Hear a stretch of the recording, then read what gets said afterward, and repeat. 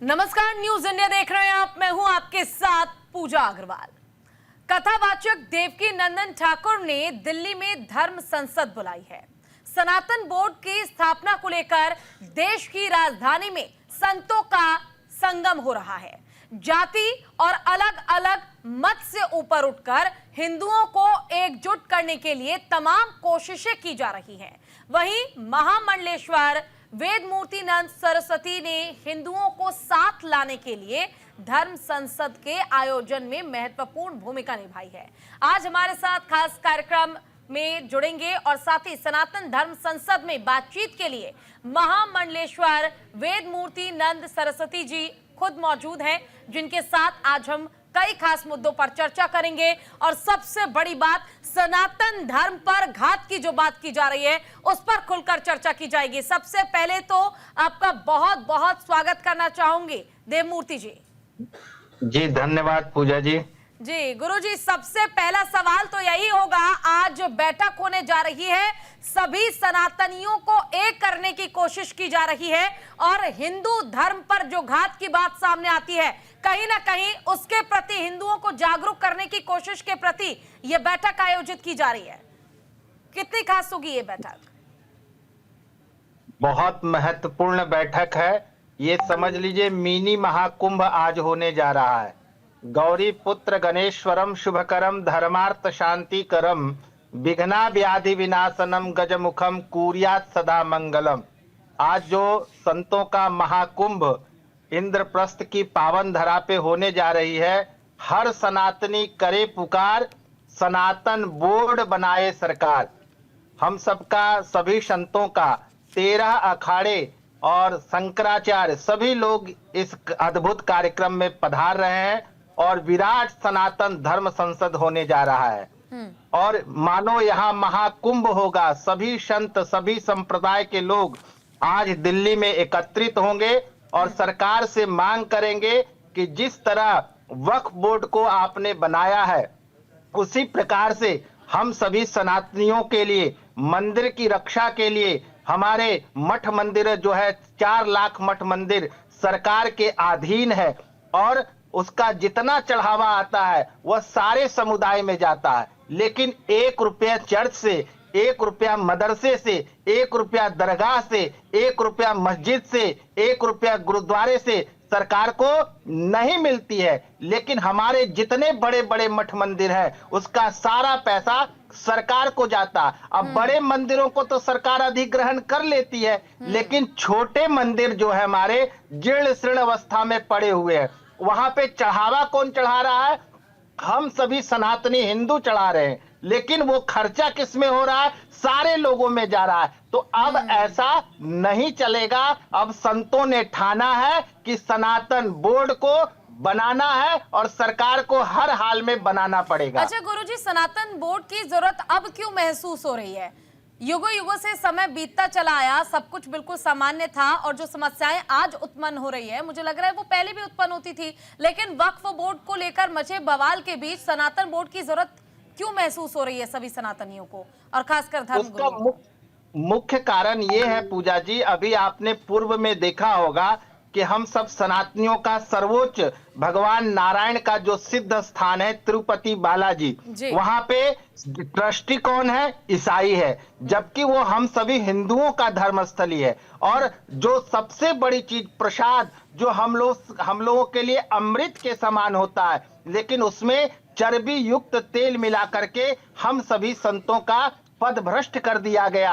और ऐसे न जाने कितने कुकृत्य चल रहे हैं। इसलिए हम लोगों ने ठाना है कि अब ये सब जितनी भी सारी चीजें हैं, आपने सुना होगा सन 1925 में गुरुद्वारा कमेटी ने अपना एक्ट बना लिया था और उसी के द्वारा सारा गुरुद्वारा संचालित होता है। लेकिन हमारे जितने मठ मंदिर है उसका सारा संचालन जो है सरकार करती है। कहीं कहीं तो मुसलमान ट्रस्टी हैं, कहीं ईसाई ट्रस्टी है, लेकिन वो धर्म स्थान किसका है? हिंदुओं का है।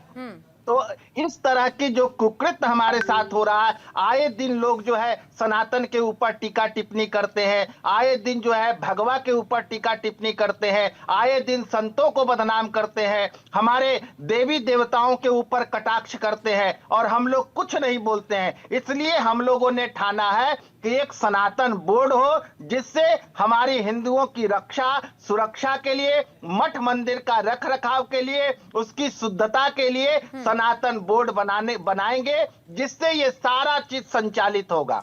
अच्छा गुरुजी, तो क्या ये समझा जाए कि हिंदुस्तान में हिंदू धर्म पर खतरा अब आगे और बढ़ सकता है? अगर सब कुछ यूं ही चलता रहा तो इस खतरे को भांपते हुए अब समय आ चुका है आवाज बुलंद करने का और मांग करने का सनातन बोर्ड की। इसलिए ये चीज की जा रही है क्योंकि अगर समय बीतता गया और भविष्य में हिंदू धर्म पर घात करने की कोशिश की जा सकती है।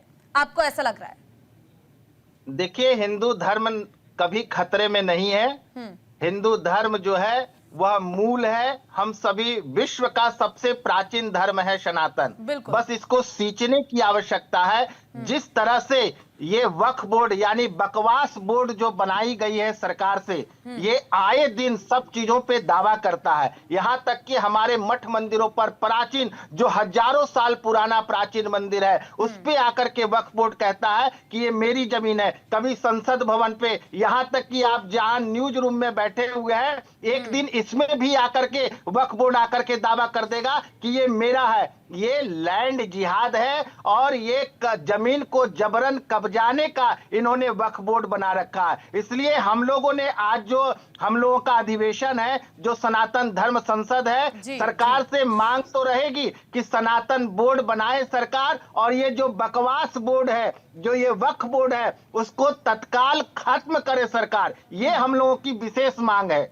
अच्छा, तो इसके लिए योजना क्या तैयार की गई है आप लोगों की ओर से? जितने भी तमाम हमारे धर्म गुरु हैं, संत महंत हैं, आज बैठक हो जाएगी, ठीक है, बैठक के बाद जो भी फैसला लिया जाएगा, जो भी निर्णय लिया जाएगा, जो मांग सरकार से की जाएगी, अगर ऐसा तो नहीं है कि मांग आपने की और तुरंत सरकार पूरी कर देगी, उस मांग पर विचार किया जाएगा, समय लगेगा, और ऐसा भी नहीं है कि आपने मांग की तो तुरंत उसे लागू कर दिया जाएगा, दूसरी ओर से उसका विरोध भी किया जाएगा। तो क्या इसको लेकर पूरा प्लान जो है, योजना जो है, वो तैयार किया हुआ है आप लोगों ने? जी, हम लोगों ने इसका सारा ब्लूप्रिंट तैयार कर लिया है और इसमें हम लोगों ने सभी संतों ने बैठ करके, और इस आज के दिन जगत गुरु शंकराचार्य स्वामी सदानंद सरस्वती जी महाराज पधार रहे हैं, और 13 अखाड़ों का जो हमारे अध्यक्ष है, अखिल भारतीय अखाड़ा परिषद के अध्यक्ष आदरणीय परम पूज्य श्री रविंद्र पुरी जी महाराज पधार रहे हैं, स्वामी ज्ञानानंद जी महाराज पधार रहे हैं। यानी देश के जितने बड़े बड़े साधु संत हैं, वो आज यहाँ सभी लोग इंद्रप्रस्थ की धरा में पधार रहे हैं। और देखिए, बच्चा रोता है तभी उसको दूध मिलता है। इसलिए हम लोगों ने आह्वान किया है, सरकार को बनाना ही पड़ेगा। अभी देखिए, हम लोगों का महाकुंभ आ रहा है, हम लोगों ने इसमें 3 मांग रखी है। पहला मांग है कि सनातन बोर्ड बनाए सरकार, और दूसरा जो है, जो जिस तरह भगवान श्री राम का भव्य दिव्य मंदिर बना है अयोध्या में, ठीक उसी प्रकार मथुरा में भगवान श्री कृष्ण जन्मभूमि का भव्य दिव्य निर्माण हो। और तीसरा जो मांग है, जो तिरुपति बालाजी में हम सभी संतों का जो भ्रष्ट किया गया प्रसाद खिला करके, प्रसाद के नाम पर चर्बी युक्त तेल से बना हुआ, यहाँ तक कि अयोध्या में गए हुए सारे संतों को वो प्रसाद खिलाया गया, वो जो भी इस तरह का कुकृत्य किया है उसके ऊपर कठोर कार्रवाई हो और ऐसे लोगों के ऊपर फांसी की सजा हो, जिससे भविष्य में इस प्रकार से हमारे सनातन धर्म में दुस्साहस कोई न कर पाए। ये 3 मांगों के साथ आज हम लोग सभी संतों लोग हुंकार भरेंगे और सरकार को चेतावनी देंगे कि शीघ्र हम सभी संतों का मांग पूरा किया जाए, नहीं तो आने वाले महाकुंभ में इससे भी बड़ा महासंसद होगा, आप उसको फिर नहीं रोक पाएंगे। इसलिए करबद्ध प्रार्थना है सरकार से कि हम सभी संत लोग सहिष्णु हैं, आदर पूर्वक और हाथ जोड़ करके विनती है कि आप जो है हम सभी सनातनियों का जो मठ मंदिर है उसको सरकार से मुक्त करें और संतों के हाथ में सौंपा जाए, जिससे उसकी गरिमा, जिससे उसका पूजा पाठ का जो प्रणाली है वो सही रूप से संचालित हो। बिल्कुल, देखिए गुरुजी, आप क्योंकि कुंभ मेले का जिक्र कर रहे हैं बार बार, तो बीच में मुझे याद है कि कुंभ मेले को लेकर भी विवाद हुआ था कि मुसलमानों की एंट्री बैन की जाए, मुसलमानों को दुकान लगाने की अनुमति ना दी जाए, और उस दौरान भी कई ऐसे धर्मगुरु थे जिन्होंने इसका विरोध किया। खुद बागेश्वर बाबा ने इसका विरोध किया था, लेकिन इस पर अब तक कोई फैसला आया नहीं है। जनवरी महीने में लग जाएगा कुंभ का मेला, लेकिन फैसले पर कोई विचार सरकार ने नहीं किया है। फिर इसको लेकर क्या आगे करेंगे? इसमें सरकार की फैसले की आवश्यकता नहीं है ना, ये सब हम लोग संतों ने ठाना है। ये महाकुंभ संत करते हैं और ये संतों का जो है ये भव्य दिव्य कार्यक्रम होता है। वहां हमें टेंट लगाना है, हमें प्रसाद की व्यवस्था करना है, हलवाई की व्यवस्था करना है। हम किसी मुसलमान को नहीं बुलाएंगे, हमारे अंगने में तुम्हारा क्या काम है। जब ये हमारा सनातनियों का सबसे बड़ा महाकुंभ है, जब आप देख लीजिए मक्का में 40 किलोमीटर के अंदर कोई हिंदू नहीं जा सकता, 100 के 100% जो है वहां मुसलमान है इर्द गिर्द। आप ईसाइयों के स्थान में जाएंगे तो उनके 40 किलोमीटर के अंदर कोई गैर ईसाई नहीं है। लेकिन हमारे आप देख लीजिए अयोध्या में कि 17% मुसलमान है, काशी में देख लीजिए मंदिर के इर्द गिर्द सारे मुसलमान हैं, आप मथुरा में जाकर के देख लीजिए मंदिर के बगल में ही सारे मुसलमान हैं। और क्या उनको और जगह भारत में नहीं थी? लेकिन हमारे मुख्य मंदिरों के बीच में ही, मुख्य मंदिरों के बगल में ही इन्होंने अपना मस्जिद क्यों बनाया? इस तरह से भाईचारा नहीं होती है। अगर भाईचारा होती तो हम लोगों ने हाथ जोड़ के उनसे विनती किया था कि आप हमें 3 स्थान दे दो, अयोध्या, मथुरा और काशी। लेकिन इन लोगों ने नहीं माना, भाईचारा नहीं दिखाया। लास्ट में हम लोगों को कोर्ट से विजय की प्राप्ति हुई है। इसी प्रकार हम लोगों ने, सारे संतों ने आज हुंकार भी भरेंगे कि हमारे महाकुंभ में विधर्मियों का प्रवेश वर्जित है, क्योंकि वो हमारे सनातन को नहीं मानते। यहां तक कि जो हमारे भंडारे प्रसाद जो महाकुंभ में चलता है वो उसको भी नहीं खाते, वो वहां से ले करके और अपने ले जा करके भेड़ बकरियों को खिलाते हैं। ये ऐसा नहीं चलेगा। अब हमारे महाकुंभ में पवित्रता का ध्यान, शुद्धता का ध्यान, क्योंकि ये सबसे बड़ा पावन पर्व है और विश्व का सबसे बड़ा मेला के रूप में महाकुंभ है। आप देखते होंगे करोड़ों सनातनी आते हैं, लेकिन एक भी वहां से भूखा नहीं जाता है। ये कौन करते हैं? ये आज से नहीं हो रहा, ये साधु संत लोग जो है वो प्राचीन काल से चलते आ रहे हैं। और इसकी विशेष महत्ता है क्योंकि इसमें अमृत का पदार्पण होता है, अमृत बरसती है, तो इसलिए विधर्मियों का प्रवेश वर्जित है। और जितने भी कार्य, जितने भी ठेले, जितने भी दुकान, जितने भी कारीगर होंगे वो सारे हिंदू होंगे, क्योंकि ये हिंदुओं का सबसे बड़ा महाकुंभ है। अच्छा, ये सारा हुंकार आज हम लोग सभी संत समाज अपने मंच से इसके लिए भरेंगे और सब प्रतिज्ञा लेंगे कि हमारे महाकुंभ में सिर्फ जो है वो हिंदुओं का ही प्रवेश हो। बिल्कुल, देखिए गुरुजी, बटेंगे तो कटेंगे, ये नारा काफी लंबे समय से आप भी सुन रहे होंगे, लेकिन बटेंगे तो कटेंगे का जिक्र ज्यादातर या तो राजनेता करते नजर आते हैं या तो कोई संत और महंत करते नजर आते हैं। लेकिन अगर आप आम लोगों के बीच चले जाएं तो उनके बीच इस नारे का कोई असर पड़ता नजर नहीं आता है। वहीं अगर मैं बात करूं, धर्मगुरु हैं, मुस्लिम धर्मगुरु तौकीर रजा, उन्होंने कहा था कि हम अभी बैठे हैं अपने घर में, अगर सड़कों पे आ गए तो तुम लोग जी नहीं पाओगे। तो क्या ये समझा जाए कि जो सनातनी है या आज के जो युवा हैं, जो हिंदू हैं, उनके अंदर अपने धर्म के प्रति जागरूकता जो है उसकी बहुत ज्यादा कमी है, इसलिए एकता जो है वो नजर नहीं आती और बार बार उन्हें बताना पड़ता है कि भाई बटोगे तो कटोगे? देखिए पूजा जी, हम लोगों ने भी, हमारे भी बच्चे कोई चूड़ियां पहन नहीं रखे हैं। अगर वो ऐसी बात कह रहे हैं तो आ जाइए सामने, देख लेते हैं। इस तरह से भाईचारा नहीं बनती है। आप हम भाई कहते हैं और आप इस तरह की बात करते हैं छोटे भाई और बड़े भाई के बीच में। कहाँ तो आप अल्पसंख्यक है, तो इस तरह की भाषा अब नहीं चलेगी। और दूसरी बात पूजा जी, अब हम लोग बटे हुए नहीं हैं, अब हम लोग एकजुट हो चुके हैं। 100 करोड़ सनातनी एकजुट हो चुका है। अब ये मनसा और ये जो ख्याली पुलाव जो सोच रहे हैं कि हिंदू बटा हुआ है, अब हिंदू जागृत हो चुका है, एकजुट हो चुका है। और देखिए, एकता में ही बल है। संघ संघे शक्ति कलियुगे। और देखिए, ये तो शुरू से चला रहा है बहन, धन बल काम नहीं आती है, जन बल काम आता है। आज अब हिंदू जो है धन बल को छोड़ करके जन बल को बढ़ाने में लग गया है। और इन विधर्मियों को जिस भाषा में ये चाहेंगे उस भाषा में उनको जवाब मिलेगा। अब ऐसा नहीं चलेगा कि हमारे देश का खाएंगे और गाएंगे पाकिस्तान का। अब ऐसा नहीं चलेगा। आपको हमारे देश के साधु संतों का, आप हमारे देश के जो बहुसंख्यक समाज है उसका आपको सम्मान करना पड़ेगा। देखिए, आपने कहा कि हमने भी कोई चूड़ियां नहीं पहनी हुई हैं, लेकिन कई ऐसे कृत्य हैं या कई ऐसी घटनाएं हैं, आपने देखी होगी, जब हिंदुओं का कोई यात्रा निकाली जाती है या फिर देवी देवताओं की मूर्ति लेकर कोई भजन कीर्तन किया जाता है, तो वहां अचानक से पथराव कर दिया जाता है। और पथराव के दौरान आपने खुद देखा होगा, पीछे से 100 लोग न जाने अचानक से कहां से आ जाते हैं। लेकिन यही हिंदुओं की अगर हम बात कर लें, तो अगर एक हिंदू मुसीबत में है तो दूसरा उसे देखकर मुंह छुपाकर आगे चला जाता है, लेकिन उसकी मदद करने की कोशिश नहीं करता है। और यह भी एक मामला सामने आया था फरीदाबाद से, जहां पर हिंदू परिवार के घर में घुसकर, जो अल्पसंख्यक आप बात कर रहे हैं, मुस्लिम परिवार ने जमकर वहां पर तोड़फोड़ की थी, मारपीट की थी, बच्चियों के साथ छेड़खानी करने की कोशिश की, लेकिन आस पड़ोस से कोई व्यक्ति उन्हें बचाने नहीं गया, इस डर से कि कहीं उनके लिए मुसीबत ना बढ़ जाए, क्योंकि वहां पे मुसलमानों की जनसंख्या ज्यादा थी। तो कहीं ना कहीं इस एकता की कमी तो आज भी है।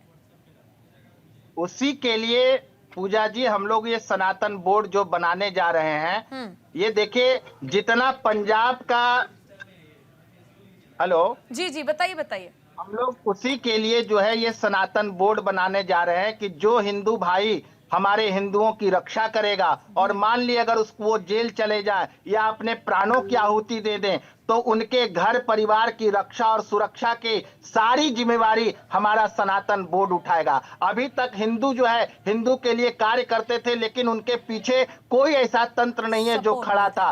उसी के लिए हम लोग सनातन बोर्ड बनाने जा रहे हैं।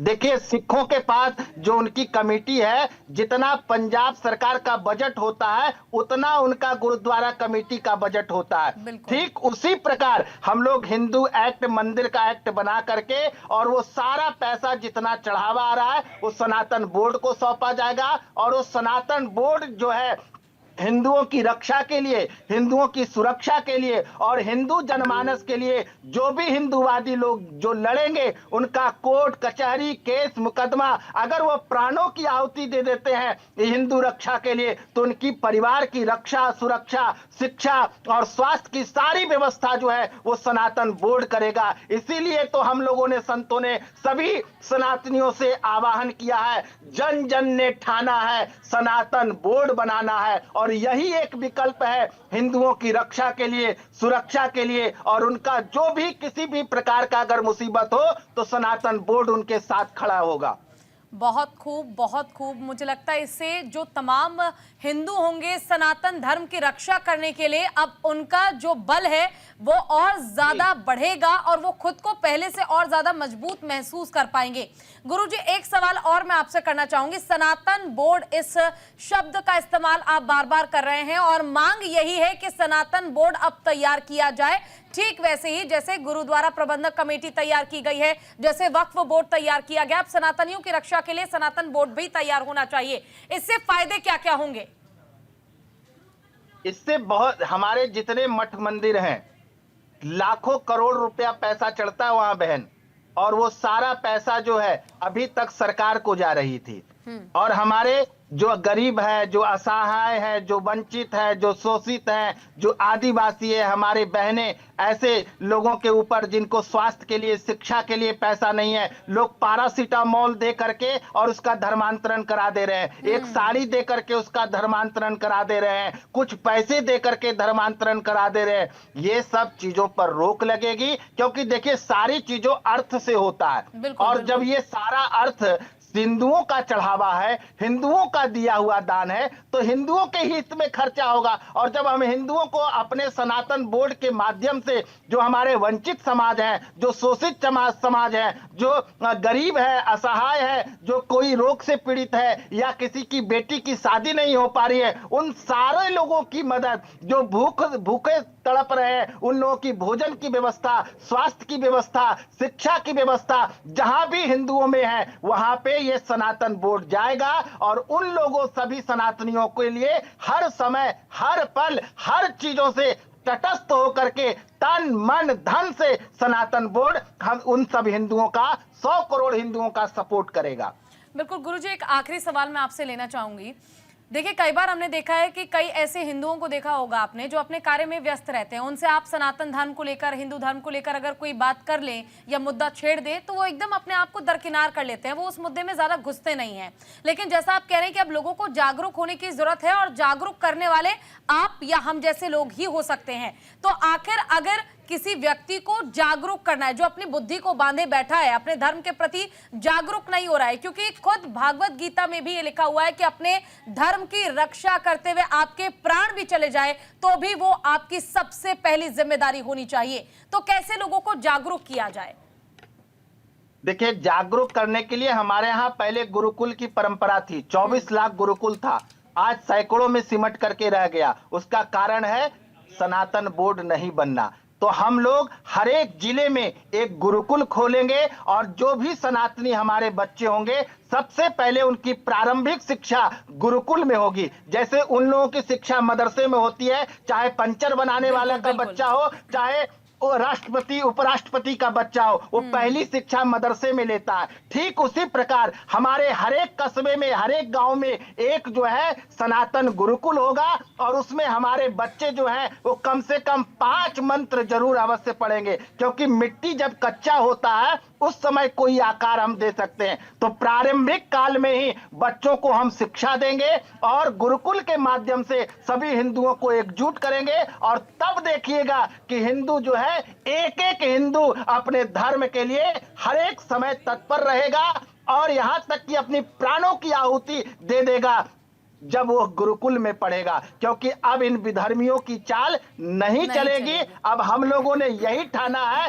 कि ये सनातन बोर्ड बना करके हिंदुओं को एकजुट करना है, तटस्थ करना है और धन बल से भी मजबूत करके। और ये जो बकवास बोर्ड बनी है, जो सारे जमीन को कब्जाने में लगी है, आप देख लीजिए कितना जमीन कब्जा लिए। ये इस्लाम यहाँ का धर्म नहीं है, अरब का धर्म है। ये कहां से ये यहाँ इतनी जमीन आ गई? आज बताइए, सेना के बाद और रेलवे के बाद सबसे ज्यादा इनके पास जमीन है, जबकि सबसे 100 करोड़ हिंदू हम हैं। ये अपने आप को अल्पसंख्यक कहते हैं। उसके बाद देख लीजिए ये जमीन कहां से आई? इन्होंने जबरन कब्जा किया है। ये ऐसा कानून बना करके सरकार ने इनको दे दिया कि कोई भी जमीन पे जा करके ये दावा ठोक देते हैं। इसलिए सनातन बोर्ड तो बने ही बने, लेकिन वक्फ बोर्ड जो है वो शीघ्र खत्म हो, क्योंकि ये सबसे बड़ा बकवास बोर्ड है जमीन कब्जाने का।